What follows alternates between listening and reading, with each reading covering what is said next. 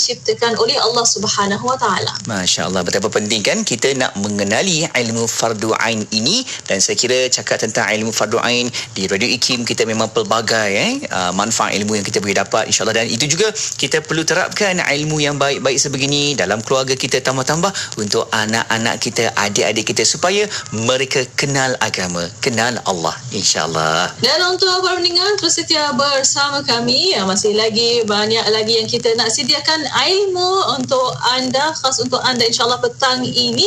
Dan jam 5 petang, jangan lupa bersama untuk rancangan Islam Agamaku. Ya, betul. Jom kita nak berhibur seketika bersama dengan Haji Hafiz Hamidun. Lagunya Sallu Ala Khairil Anam. Kekal bersama Radio IKIM.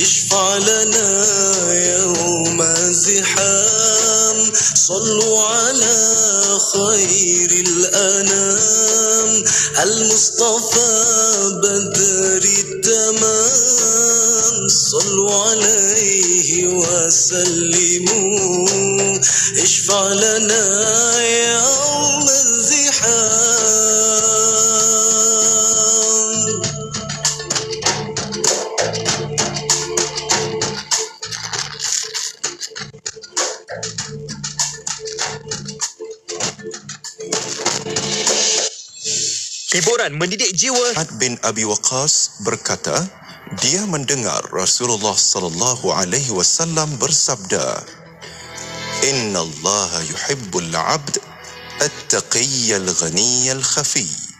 Maksudnya, sesungguhnya Allah mencintai hamba yang bertakwa, kaya dan menyembunyikan amalan sedekah dan ibadahnya hanya kerananya. Hadis riwayat Muslim. أمسينا وأمسى الملك لله والحمد لله لا إله إلا الله وحده لا شريك له له الملك وله الحمد وهو على كل شيء قدير رب أسألك خير ما في هذه الليلة وخير ما بعدها وأعوذ بك من شر ما في هذه الليلة وشر ما بعدها رب أعوذ بك من الكسل وسوء الكبر رب أعوذ بك من عذاب في النار وعذاب في القبر. Kami dan seluruh kerajaan memasuki waktu petang kerana Allah. Segala puji bagi Allah. Tiada sesembahan yang berhak disembah melainkan Allah semata. Tiada sekutu baginya. Semua kerajaan hanya miliknya dan segala pujian hanya untuknya. Dia maha berkuasa atas segala sesuatu. Wahai Tuhanku, aku memohon kebaikan yang ada di hari ini dan setelahnya. Sebaliknya aku memohon perlindungan dari keburukan yang ada di hari ini dan setelahnya. Wahai Tuhanku, aku berlindung kepadamu dari kemalasan dan buruknya umur tua. Wahai Tuhanku, aku berlindung kepadamu dari azab neraka dan azab kubur. Sayang, kita belum buat lagi akikah anak kita ni. Tapi mahal sangat. Sampai RM1,000 seekor. Nak buat majlis pun tak sesuai sekarang ni. Apa kata kita cuba akikahcenter.com? Akikah apa? akikahcenter.com. Online je. Ya, saya dah buka akikahcenter.com. Sembelihan di Mekah, dapat video rakaman sembelihan, siap ada sebut nama anak lagi. Harga pun RM499 je bang. Daftar cepat. Akikah apa tadi sayang? akikahcenter.com. Dapatkan buku-buku IKIM dalam bentuk e-book. Boleh dibaca di mana sahaja dan pada bila-bila masa dengan menerusi telefon pintar anda. Pembelian sangat mudah dengan saiz fail yang kecil. Semuanya di hujung jari anda. Layari laman sesawang IKIM Niaga dan pilih e-book. Seterusnya tekan pada buku yang anda inginkan dan akan dihantar terus ke laman sesawang eCentral. Mudah kan? Dapatkan sekarang. eCentral adalah sebuah platform buku digital yang terbesar di Asia Tenggara. Lebih 350,000 judul dari dalam dan luar negara. E-book penerbit IKIM pun ada. Haji Abdul Rahman Limbung atau nama sebenarnya ialah Haji Abdul Rahman bin Haji Abdul Hamid bin Abdul Qadir, merupakan seorang ulama Melayu terkemuka yang memiliki peribadi sangat menarik dan warak. Beliau juga seorang ulama pejuang menentang penjajah di Terengganu yang sangat disegani. Haji Abdul Rahman dilahirkan pada tahun 1868. Semasa kecilnya, beliau telah mula mendalami pengajian agama dan sememangnya di zamannya perkembangan Islam cukup pesat. Oleh kerana itu, tidak hairanlah jika beliau sejak kecil lagi sudah menerima pendidikan agama yang cukup mantap. Haji Abdul Rahman Limbung disebut sebagai seorang yang mempunyai kecerdakan akal yang luar biasa, meliputi pelbagai disiplin ilmu. Antaranya, beliau amat aktif mengajar ilmu agama melalui kitab-kitab tahrir dan ilmu tasawuf seperti Hidayatul Salikin dan Ad-Durrun Nafis. Haji Abdul Rahman Limbung adalah seorang sufi yang pernah menjadi peguam. Ini dapat dibuktikan dengan berkali-kali beliau berhujah di mahkamah kerana membela rakyat yang disaman oleh pihak pemerintah Inggeris. Sememangnya sejak kecil lagi telah terlihat pada diri beliau tanda-tanda yang beliau akan menjadi seorang tokoh yang terkenal dalam sejarah. Menurut H.W. Thompson dan J.L. Humphreys, Haji Abdul Rahman Limbung dan pengikutnya dilabel sebagai penderhaka oleh British. Akhirnya, Haji Abdul Rahman Limbung ditangkap dan dibuang ke Singapura dan selanjutnya dibuang ke Mekah dalam tahun 1928. Setahun kemudian, ulama pejuang Islam berbangsa Melayu itu meninggal dunia di Mekah pada tahun 1929 Masihi.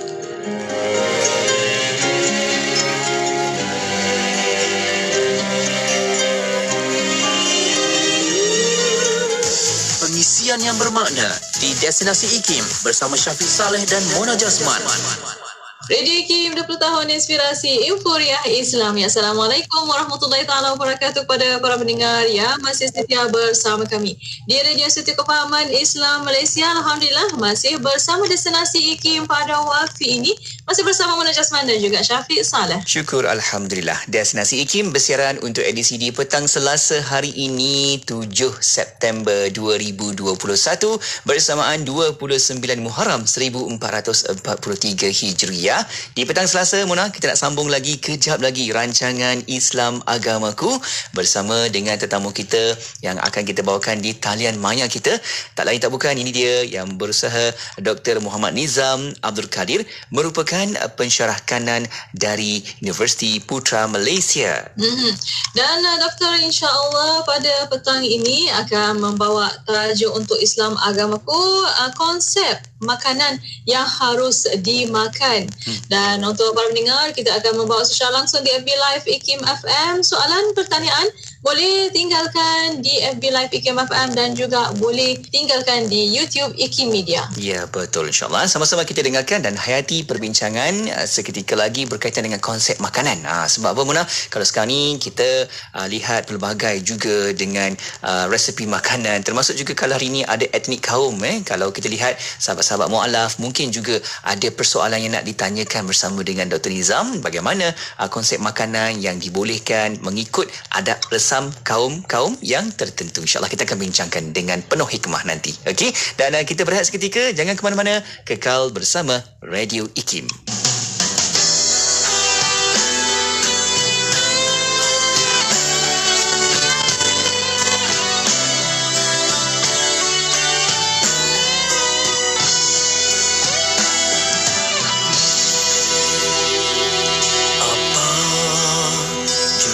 Bala bencana singgah menerpa, menguji jauh mananya sabar kita.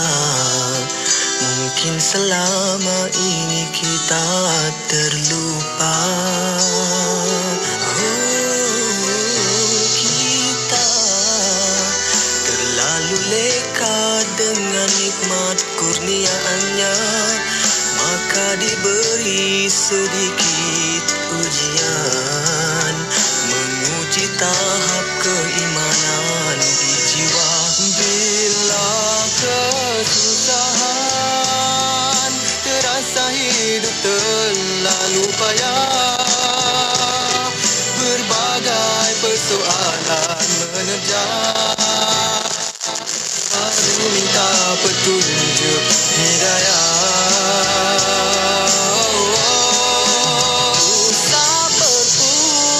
Asa kerana ada rahmat di sebaliknya yang tidak kita ketahui.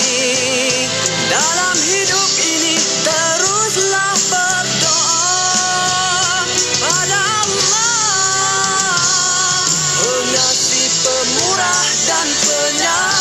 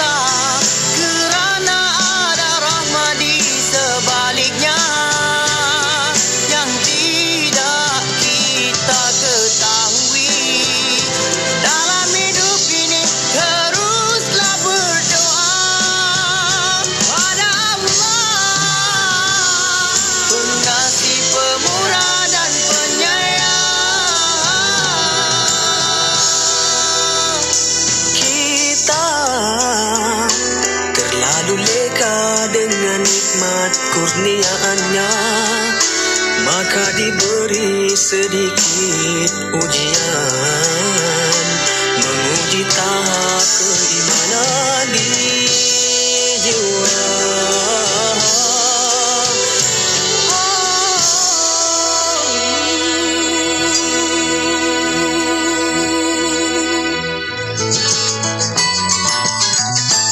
Dalam pekerjaan, supaya pekerjaan itu menjadi suatu kegembiraan dan boleh membawa kesukaan di dalam pekerjaan dan kehidupan, jangan ada hasad dengki kepada orang lain.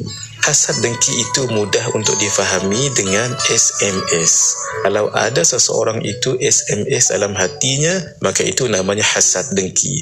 Senang melihat orang lain susah, susah melihat orang lain senang. Al-hasudu la yasud.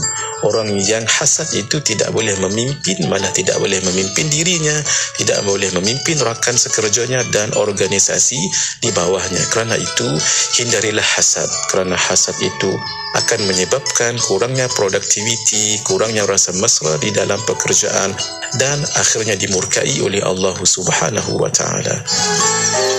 Allah Ta'ala turunkan agama ini sebagai way of life, jalan cara untuk menjalani hidup, dari mulai lalat masuk ke tempat air minum kita sampailah kaki kita nak masuk ke toilet diatur oleh Islam. Maka gunakanlah Islam sebagai cara hidup, cara senyum, cara menguap pun Islam, apalagi ekonomiknya. Itu sebenarnya tujuan Islam datang, bukan nak buat kita berkelahi pada masalah kecil-kecil. Cuba ambil whiteboard, bagi garis tengah, lepas itu buat atas muttafaq alaih mukhtalaf fi. Perkara-perkara yang kita sepakat, perkara-perkara yang kita ikhtilaf. Cuba tulis mana yang lebih banyak. Kita sepakat ke kita ikhtilaf? Kita sepakat Allah satu, kita sepakat kiblat satu, kita sepakat Quran satu, kita sepakat Nabi satu, kita sepakat kita wajib sembahyang, kita sepakat kita wajib guna Islamic Bank, kita sepakat bahawa kita mesti maju dalam bidang politik, kita sepakat bahawa kita mesti terapkan syariat Islam. Ini semua, kenapa kita mesti ikhtilaf dalam masalah tawassul, sayyidina, baca yasin, la ilaha illallah Muhammad Rasulullah. Betapa kecilnya kepala kita. Banyak lagi tanggungjawab besar yang mesti kita buat. Ikhtilaf ini merosakkan hati kita. Ikhtilaf ini dah rosakkan persatuan kita. Ikhtilaf ini dah buat kita lidah caci maki. Ingat, sibabul muslimi fusuqun. Caci maki orang beriman fasik, wa qitaluhu kufrun.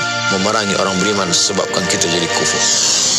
Assalamualaikum warahmatullahi wabarakatuh. Bila bersyariah hidup lebih indah, dengarkan syariah dan perundangan setiap Selasa jam 10 pagi hanya di IKIM, Inspirasi Inforia Islami. Daripada saya, Ustaz Abdul Somad. Bicara bermanfaat pelbagai segmen, rancangan dakwah setiap hari, lagu-lagu Islami sepanjang masa. Dengarkan di IKIM, Inspirasi Inforia Islami. Bismillahirrahmanirrahim. Alhamdulillahirrahmanirrahim. Wassalatu wassalamu ala ashrafil anbiya wal mursalin Sayyidina Muhammad wa ala alihi wa sahbihi ajma'in. Assalamualaikum warahmatullahi ta'ala wabarakatuh pada para pendengar yang masih setia bersama kami di Destinasi IKIM pada waktu ini. Alhamdulillah masih bersama saya Muna Jasman dan juga Syafiq Salah. Ya, terima kasih buat para pendengar yang terus mengikuti Destinasi IKIM seawal jam 4 petang tadi. InsyaAllah kita akan bersama anda sehingga jam 7 malam nanti. Dan sekarang jam 5 petang dalam segmen antara 5 petang ni, insyaAllah kita nak kembali lagi bersama menerusi di petang Selasa rancangan Islam Agamaku. Jom sama-sama tonton sekarang di Facebook Live IKIM FM dan juga di YouTube IKIM. Sebab apa? Bila kita sama-sama tonton, insyaAllah kita boleh dapatkan lagi manfaat dan boleh berinteraksi dengan kita di pelbagai platform media sosial kita. Betul Syafiq. Untuk para pendengar boleh berinteraksi bersama kami melalui FB IKIM FM dan juga di YouTube IKIM Media, dan boleh tonton situ. Dan para pendengar jangan lupa untuk share link sebanyak-banyaknya untuk dapat manfaat bersama. Ya, betul. InsyaAllah sebar-sebarkan bicara kita pada hari ini supaya dapat lagi kelebihan ilmu yang bermanfaat. Okey, jom kita nak bersama dengan tetamu kita Mona yang dah pun bersedia di talian maya kita. Tak lain tak bukan, Alhamdulillah kita masih lagi bersama dengan yang berbahagia Ustaz Dr. Muhammad Nizam Abdul Qadir, merupakan pensyarah kanan dari Jabatan Pengajian Kenegaraan dan Ketamadunan Fakulti Ekologi Manusia Universiti Putra Malaysia. Assalamualaikum Doktor. Waalaikumsalam warahmatullahi wabarakatuh. Alhamdulillah. Terima kasih doktor. Sudi lagi ruangkan masa bersama kita di Radio IKIM. Masya Allah, di setiap petang Selasa ni doktor, kita nak sambung lagi bincang-bincang kita berkaitan dengan kebaikan, keindahan Islam yang boleh sama-sama kita sebarkan untuk orang lain juga. Dan petang ni Mona, dah pun kita ada tajuk bakal kita bincang-bincangkan. Ya, betul Syafiq. InsyaAllah petang ini doktor akan membincangkan tentang konsep makanan yang harus dimakan. Betul doktor. Jom kita nak bincang dengan tajuk ini doktor. Kalau kita lihat dari sudut hari ini doktor, pelbagai resepi, pelbagai rasa-rasa kan yang boleh kita dapat. Tambah-tambah doktor, bila cakap tentang makanan ni, ianya ada kaitan juga dengan adab bersam, kaum-kaum. Terutama kalau kita lihat dari sudut sahabat-sahabat mualaf kita, pasti ada pertanyaan lagi. Adakah boleh doktor kalau saya balik kampung, rasa-rasa makanan-makanan yang ada kaitan dekat tempat rumah kampung saya doktor? Dan itu kita akan bincangkan. Doktor, di awal ni sedikit mukadimah tentang tajuk ini doktor. Silakan. Bismillahirrahmanirrahim. Assalamualaikum warahmatullahi wabarakatuh. Assalamualaikum warahmatullahi. Alhamdulillahi rabbil alamin, wassalatu wassalamu ala asyrafil anbiya'i wal mursalin wa ala alihi wa sahbihi ajma'in. Subhanaka la ilma illa ma 'allamtana innaka antal alimul hakim. Wala haula wala quwwata illa billahil aliyyil azim, amma ba'd. Terima kasih DJ Mona, DJ Syafiq. Seterusnya sidang pendengar Radio IKIM, moga-moga kita dirahmati Allah Subhanahu wa taala. Topik bicara kita pada kali ini berkenaan dengan makanan. Makanan kita nak makan makanan kepelbagaian etnik, ya, makanan yang dihidangkan oleh orang yang tidak beragama Islam dan sebagainya. Jadi perlu kepada kita untuk mengetahui konsep asas, ya, dalam masalah makanan ini. Asas yang pentingnya di dalam Al-Quranul Karim, ya, di dalam Al-Quranul Karim difokuskan kepada dua perkara dasar. Perkara dasar yang pertama halal, perkara dasar yang kedua tayyibah. Tayyibah ni maknanya baik, makanan tu elok, ya. Kulu mimma razaqakumullahu halalan tayyibah. Makanlah daripada apa yang Allah rezekikan itu halalan, makanan itu tayyibah, mestilah makanan itu makanan yang baik. Maknanya baik dari sudut kesihatan, ya. Kadang-kadang makanan tu halal tetapi tidak baik. Misalnya kita katakan minuman yang terlalu manis, ya. Kita makan terlalu kerap manis tu. Kalau kira sudut halal tidak ada masalah, halal. Tapi dari sudut tayyibah, dari sudut eloknya, baiknya tu kepada kesihatan itu. Jadi ini dua dasar, ya, halalan tayyibah. Jadi apa saja yang kita nak makan, kita kena menepati piawaian halalan tayyibah. Makanan itu makanan halal dan makanan itu makanan yang baik. Jadi dalam nak menentukan halal ni lah, ya, dalam nak menentukan halal ni lah, adanya sijil halal, adanya standard halal, adanya sijil halal, standard halal MSO berapa-berapa dan sebagainya. Kita tengok tanda sijil halal tu ada nombor sekian, tahun sekian, ya. Itu dari sudut, kita kata dari sudut industri lah, ya. Industri kedai makan, industri perhotelan dan sebagainya, itu maknanya ada pihak bertanggungjawab menentukan kedai makan pun tidak, ya. Cuma kita ini sebagai seorang individu, kita tentukan makanan ini makanan yang halal ataupun makanan ini makanan yang tidak halal. Suka saya menarik perhatian kepada perkataan Al-Imam Al-Qurtubi rahimahullahu ta'ala. Imam Qurtubi sebut dalam tafsir Al-Jami' li Ahkamil Quran, ya. Imam Qurtubi sebut wala ba'sa biakli ta'amin man la kitaba lahu kal musyrikina wa abadatil awthani ma lam yakun min dhabaihim wa lam yahtajja ila zakatin illa al jubna walima fihi min anfihatil maitati. Imam Qurtubi menyatakan tidak mengapa. Maknanya bolehlah.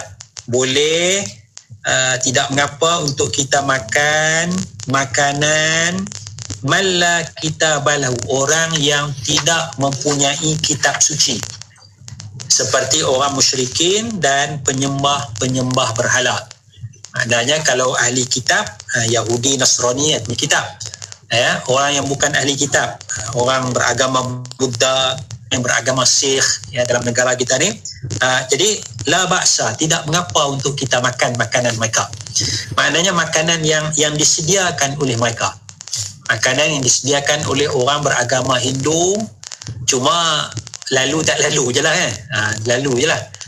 Apa teka tu boleh terima, tak boleh terima tapi ini pandangan Imam Qurtubi, itu tidak mengapa makanan yang disediakan orang yang tidak ada kitab, seperti orang musyrikin, penyembah berhala dan sebagainya, dengan syarat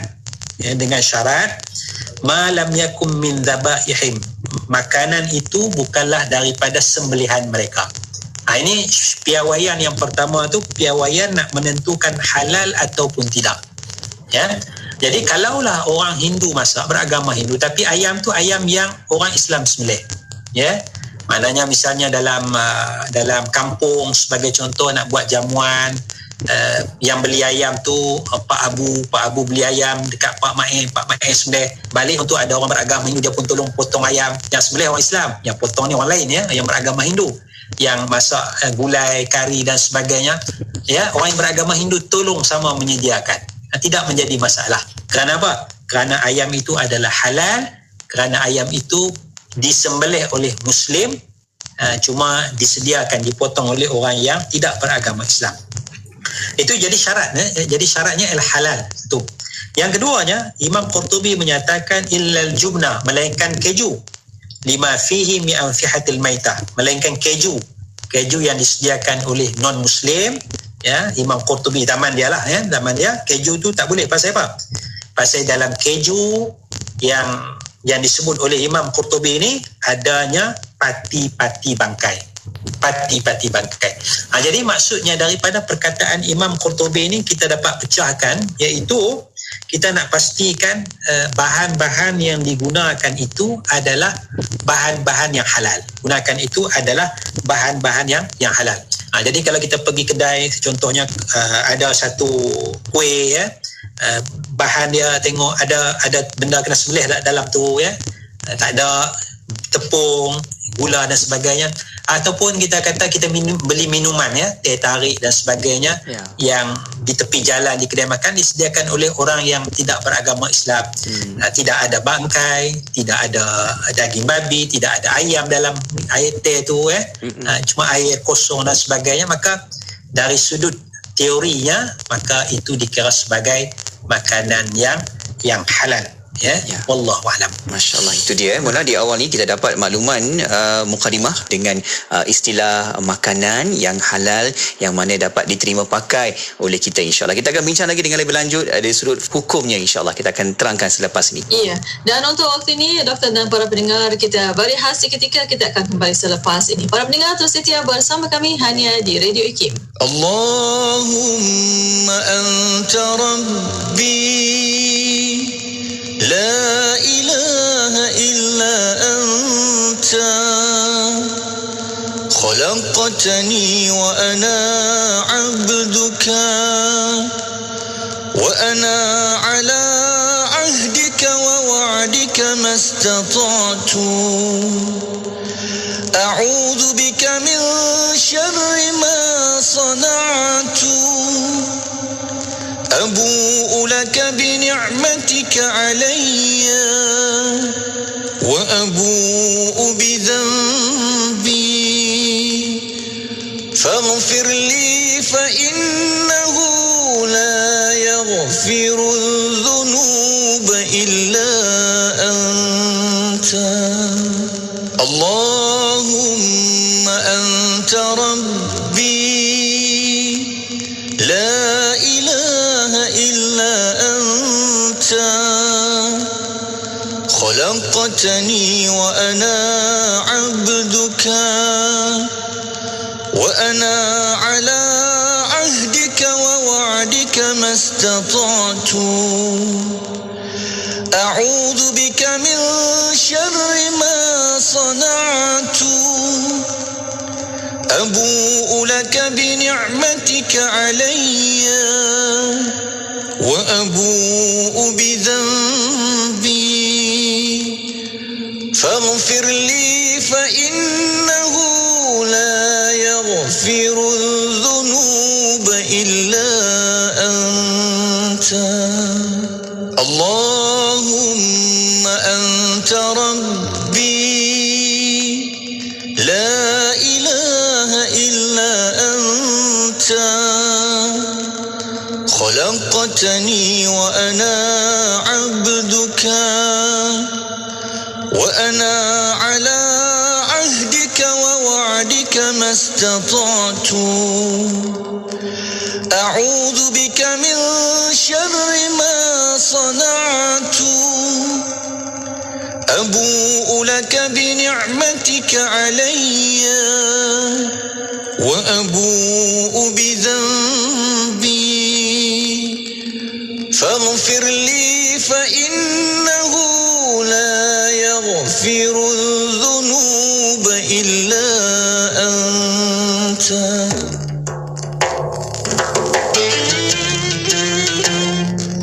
عن أبي أمامة الباهلي رضي الله عنه عن النبي صلى الله عليه وسلم قال اقرأوا القرآن فإنه يأتي يوم القيامة شفيعا لأصحابه.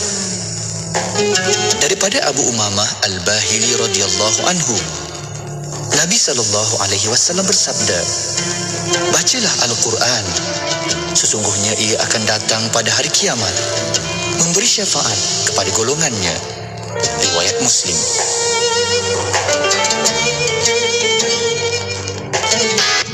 Ikuti perkembangan terkini Radio IKIM di Instagram.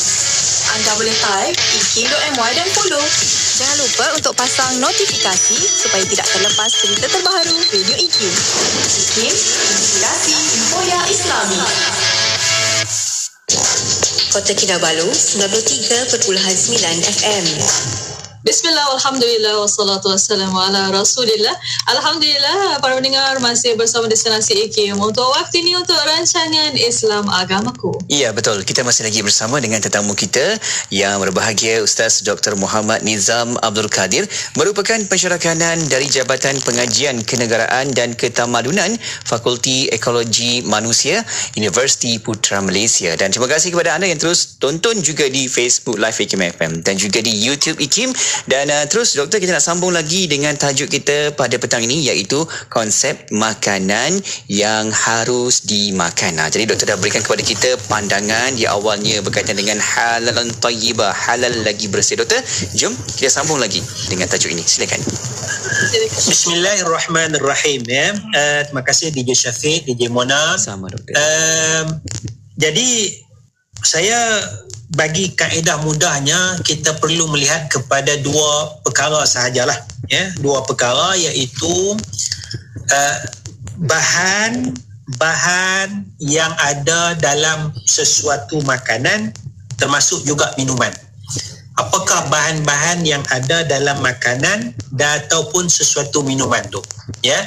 Jadi kita tak sediakan itu. Ya, kita tak tengok kepada orang menyediakan itu, ya, sebab tadi dah Imam Qurtubi dah sebut tidak mengapa makan makanan orang yang tidak ada kitab suci seperti agama Hindu dan sebagainya, ya.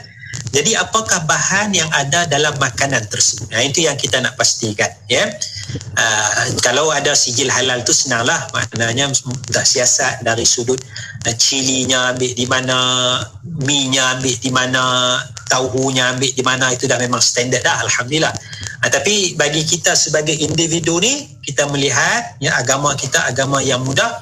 Kita lihat dari sudut bahan-bahan yang ada dalam sesuatu makanan ataupun minuman.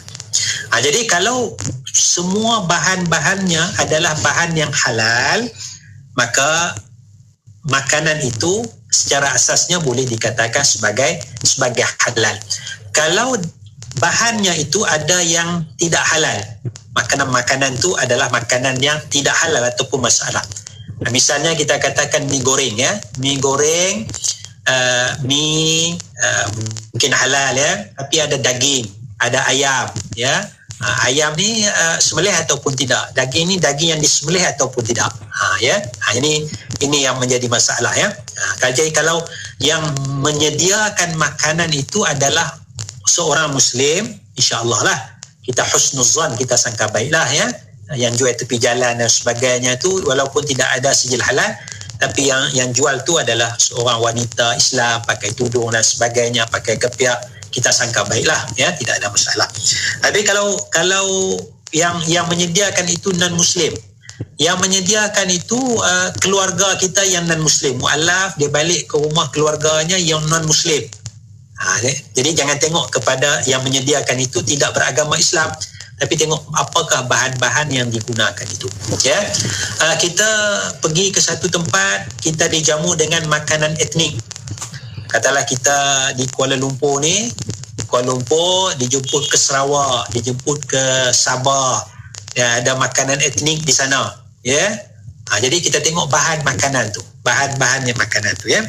Baik, itu yang pertama. Yang keduanya, selepas daripada perlu juga meneliti cara makanan atau minuman itu disediakan. Cara makanan atau minuman itu disediakan. Ini kata tayyibah ni. Ya, tayyib bagi elok ya. Jadi adakah makanan itu disediakan dengan cara yang elok ataupun tidak ya? Ada saya tengok itu minuman ya, minuman dia pijak. Dia nak ambil buah air itu dengan kaedah pijak buah dia, pijak buah keluar air ya. Jadi tak tahulah kaki itu bersih ataupun tidak, kaki itu ada daki ataupun tidak, Allahu a'lam kan. Tapi minuman tu famous lah. Jadi kita sebagai seorang Islam ialah minuman tu asalnya buah, patutnya tak ada masalah. Tapi cara disediakan itu dengan dipijak ya, kaki tu tetap ya, kaki tempat kotor kan, tangan tu insya-Allah bersih lah kaki tu kan. Jadi kalau dipijak tu itu tidak melepasi piawaian yang sepatutnya. Ataupun makanan tu dijemur dan tidak dijaga ya. Dijemur kemudian ada anjing tu duk jilat, anjing tu duk pijak. Bila anjing tu nak kencing, dia kencing ke arah makanan yang dijemur tu ya. Ini pun cara penyediaan makanan dan penyediaan bahan itu adalah tidak menepati piawaian syarak. Itu kita nak kena berhati-hati. Sebab itu kalau orang Islam tu insya-Allah lah. Tapi kalau non-Muslim sediakan itu, kita nak kena extra careful. Ya, kena lebih berhati-hati ya. Jadi ini bila kita melepasi piawaian ini ya, tak kisahlah makanan siapa pun. Ya, makanan etnik mana, sub etnik mana sekalipun ya, kita pergi rumah panjang ke, kita masuk rumah orang asli, kawasan orang asli ke ya, dia sediakan makanan, silamak jamu makan, tanya dia apa bahannya kan, disedi makanan ni disediakan macam mana sikit, mana kita puas hati cara penyediaannya elok dan bahan-bahannya adalah bahan yang baik, halal, maka secara asasnya dari sudut syariat Islam tu tidak ada masalah untuk kita makan. Ini mudahnya dalam agama Islam ya. Jadi seorang mu'allaf balik rumah ibu bapaknya yang non-Muslim, tak ada masalah, dia boleh makan ya. Pastikan ayam tu ayam yang disembelih, mak dia masak, tak ada masalah, tangannya bersih ya, sebagainya. Kemudian kalau kita kata makanan yang dihadiahkan oleh seseorang, makanan yang dihadiahkan oleh seseorang ya, Muslim hadiahkan, insya-Allah lah makanan tu makanan yang halal lah ya. Tapi kalau makanan tu dihadiahkan oleh jiran kita non-Muslim, dia hadiahkan mi goreng ya, dia hadiahkan yang masak-masak lah ya. Yang ni pun kita tengok piawaian tadi tu ya, bahan-bahannya macam mana, dan yang keduanya bagaimana makanan itu disediakan. Kalau jiran kita acong ya, acong kata makanan ni dia beli kedai Pak Abu. Oh, kita tahu kedai Pak Abu tu Islam. Ya, dia cuma beli saja. So tidak ada masalah. Dia kita beli nasi lemak ni di kedai Mak Kiah. Memang ada cop Mak Kiah punya. Okey, tidak ada masalah. Walaupun dia hadiahkan oleh jiran kita. Sebab apa? Sebab makanan itu disediakan oleh orang Islam dan insya-Allah bahan-bahannya adalah bahan yang halal dan dia akan sediakan mengikut standard Islam tu, cara Islam ya. Cuma kalau kawan kita sendiri masak, itu yang jadi masalah tu. Jiran kita non-Muslim dia masak, itu yang kembar tengkuk nak makan dan sebagainya itu. Tapi kalaulah jiran kita itu, kalaulah kawan sepejabat kita itu seorang yang sensitif, kita kenal watak dia seorang yang menghormati agama, sensitif, dia tidak nak nayakan kita, kan, maka tidak menjadi masalah lah. Kita percaya kepada dia, kita tanya sikit, dia makan halal, dia tahu halal, tahu, dia kata daging ni daging yang sembelih elok, beli kedai pasar sekian, orang Islam jual ya daging ni. Jadi asasnya tidak ada masalah ya. Cuma kita kembang tengkuk je lah nak makan ya, daging ni sembelih tak sembelih dan sebagainya ya. Jadi kalau pilihan kita banyak tak ada masalah. Dan kalau kita tak lalu nak makan pun, kita boleh bagi kepada orang lain.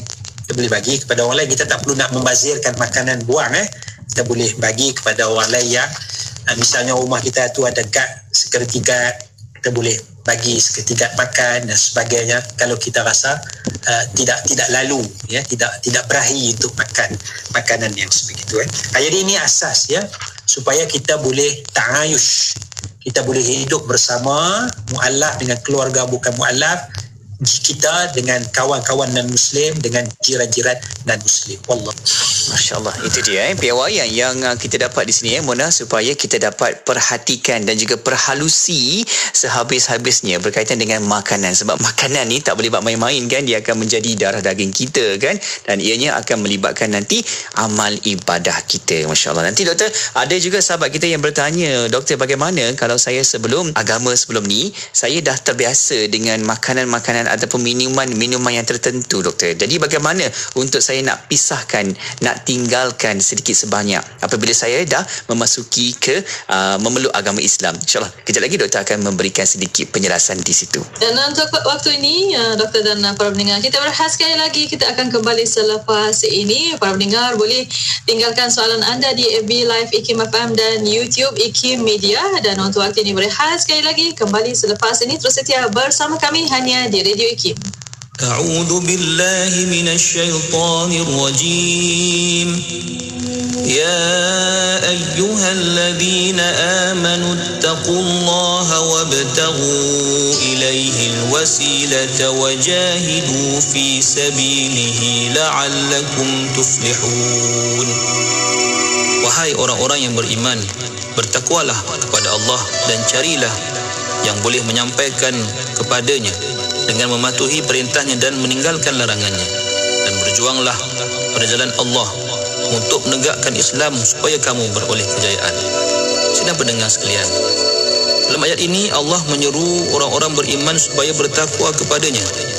Dr. Wahbah Zuhaili menyatakan, sekiranya perintah bertakwa digandingkan dengan perintah lain supaya taat kepada Allah, maka maknanya ialah berhentilah daripada melakukan perkara yang dilarang.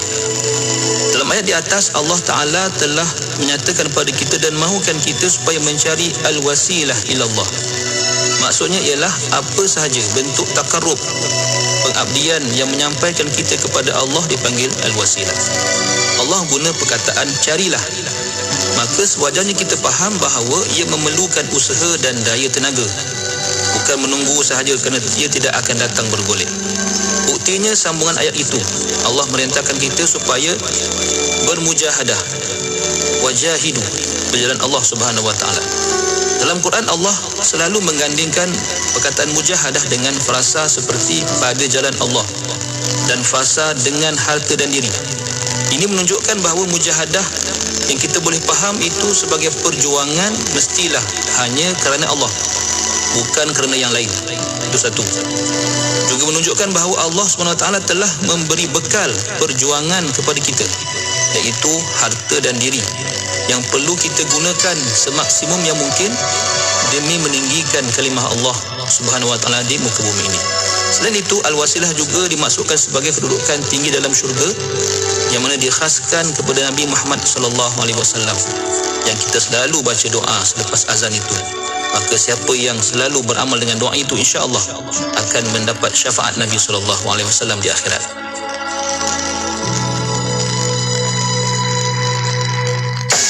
Mengetahui bila segmen-segmen kegemaran anda akan ke udara di Radio IKIM, layari www.ikim.my dan klik di ruangan radio. Terdapat juga info-info menarik mengenai personaliti-personaliti Radio IKIM. IKIM, inspirasi euforia Islami. 102.7 FM di Negeri Sembilan. IKIM, inspirasi euforia Islami.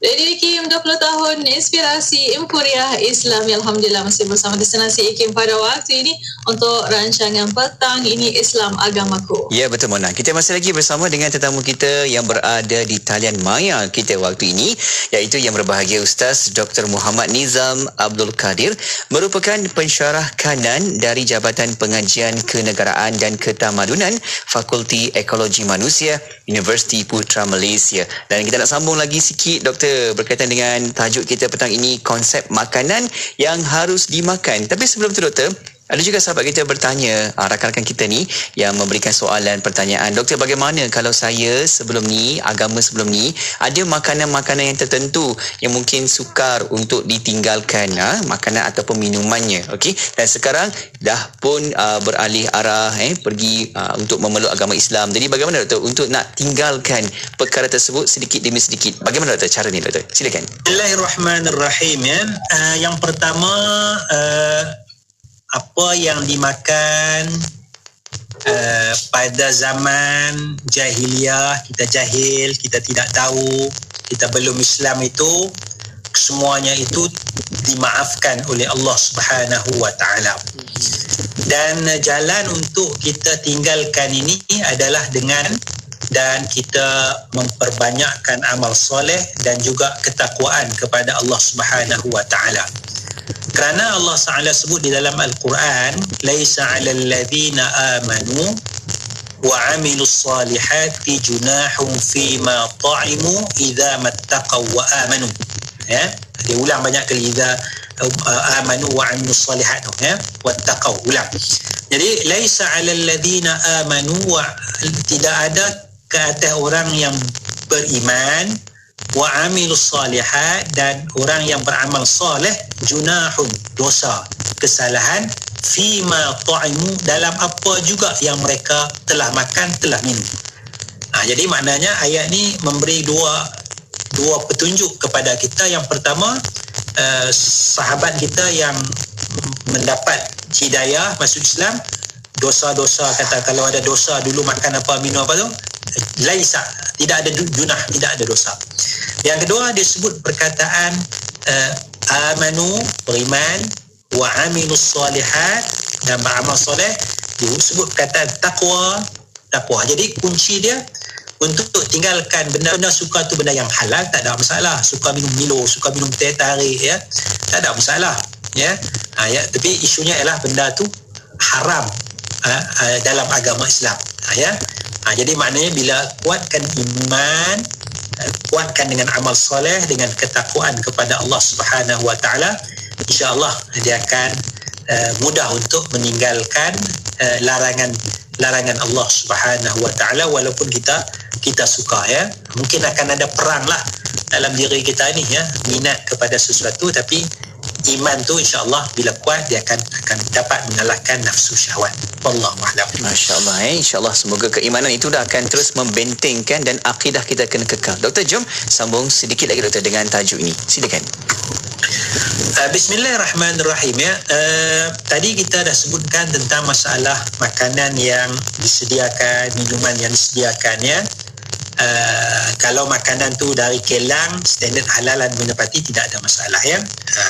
Jadi asasnya kita tengok bahan dalam makanan, bahan dalam minuman, dan cara penyediaan makanan tersebut, ya.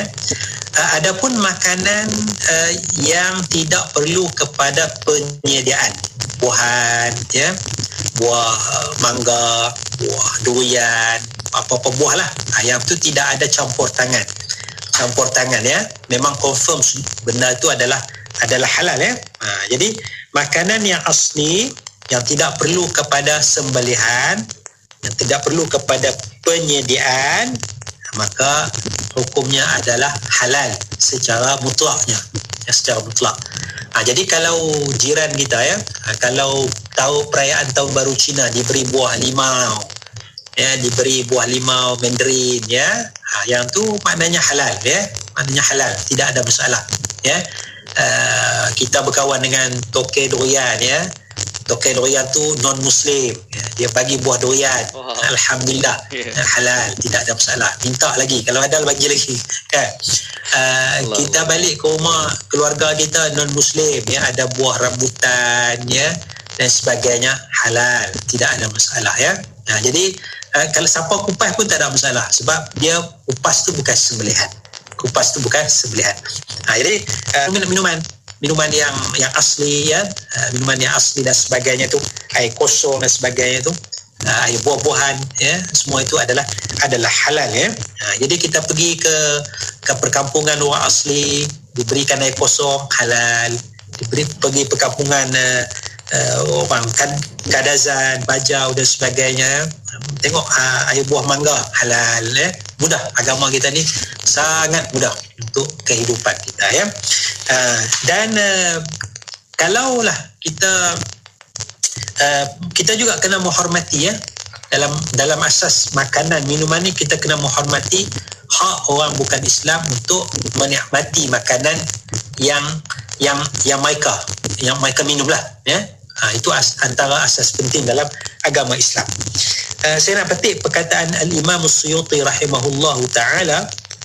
Imam Suyuti sebut dalam Al-Ashbah wa Nadhair, disebut wala yuhaddu li syurbil khamri, seorang non-muslim tidak dihukum dengan sebab minum arak. Semata-mata minum arak tak dihukum.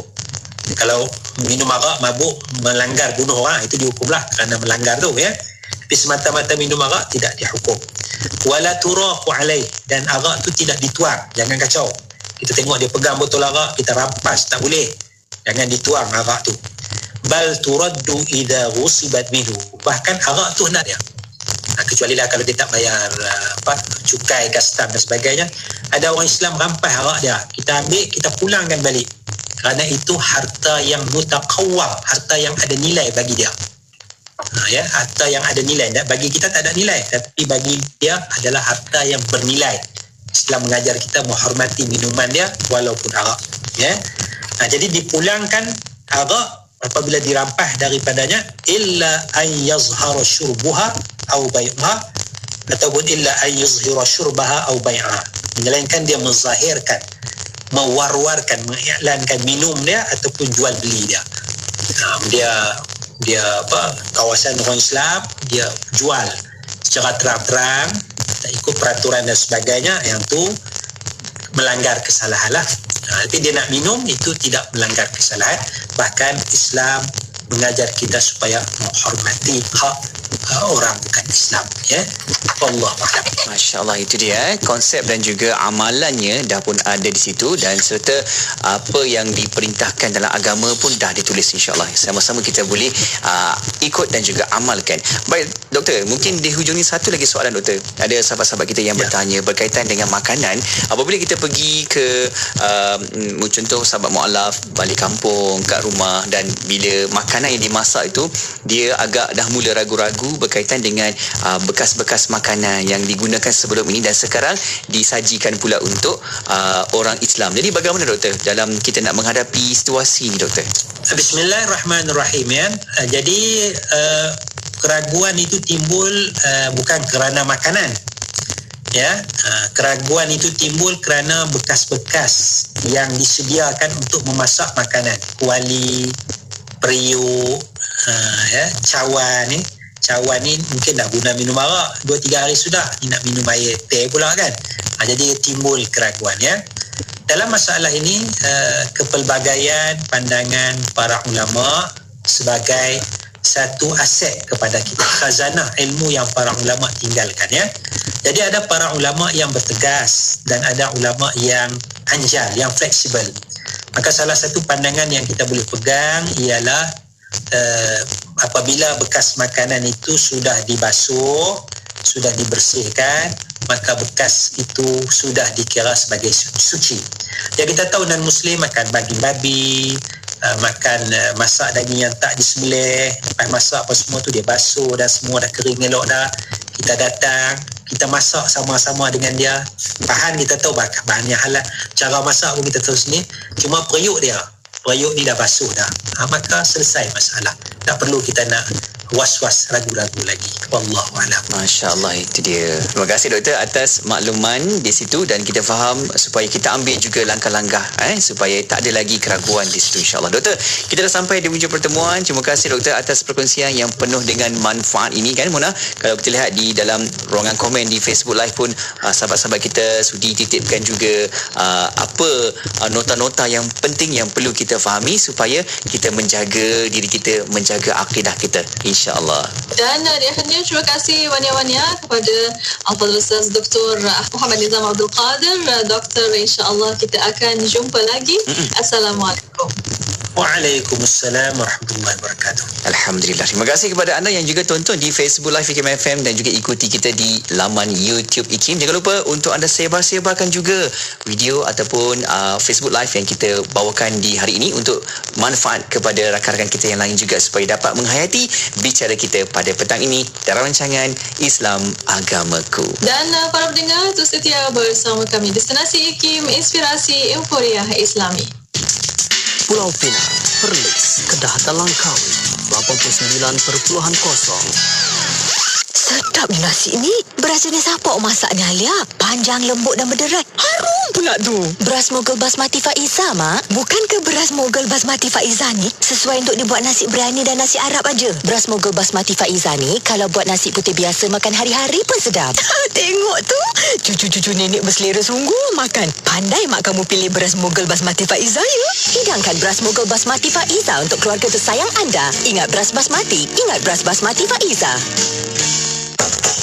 Tak kiralah di mana anda tinggal, rumah sendiri atau rumah sewa, kecil atau besar, tetap tempat kediaman kita. Jangan beralasan dalam menjaga kebersihan persekitaran rumah dan manfaatkanlah masa duduk di rumah untuk aktiviti mengindahkan rumah anda. Berikut adalah beberapa cara mudah mengekalkan kebersihan persekitaran rumah. Amalkan rutin berkala sendiri seperti menyedia barang-barang untuk dibuang, dikita semula atau disimpan dari masa ke masa. Buang sampah ke dalam tong sampah setiap hari, membasuh tandas dan ruang dapur serta menyapu lantai di dalam dan halaman rumah. Amalkan secara konsisten dan dapatkan kerjasama daripada semua ahli keluarga. Pasti ia tidak membebankan. Kedua, cubalah menggunakan kreativiti seperti menghias kebun kecil di luar rumah atau meletakkan pokok yang sesuai di dalam rumah. Ia menampilkan kelainan dan suasana menenangkan.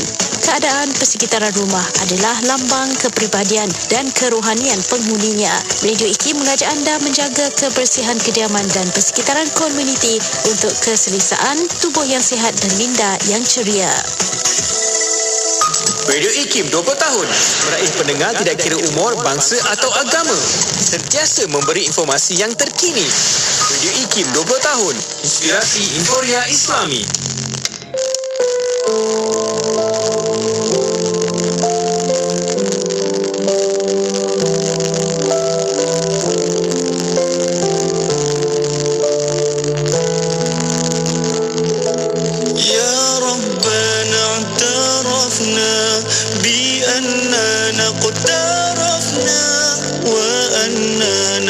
أسرفنا على لظى أشرفنا يا الله kami akui telah melakukan dosa melintasi batasnya menghampiri neraka fatub alaina taubatan tawsil likulli haubatin wastur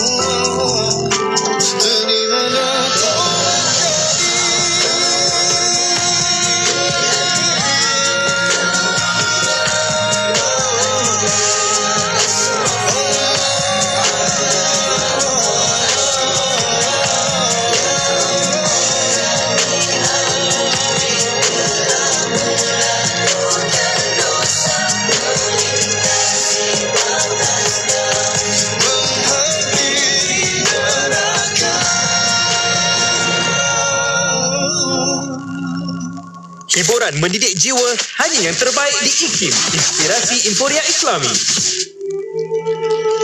Pengumuman azan maghrib ini dibawakan khas oleh Yayasan Izi Prihatin. Tunjukkan keprihatinan anda dengan menyumbang dalam projek Pek Prihatin untuk membantu meringankan beban golongan yang benar-benar memerlukan. Hubungi 018 971 7624 atau layari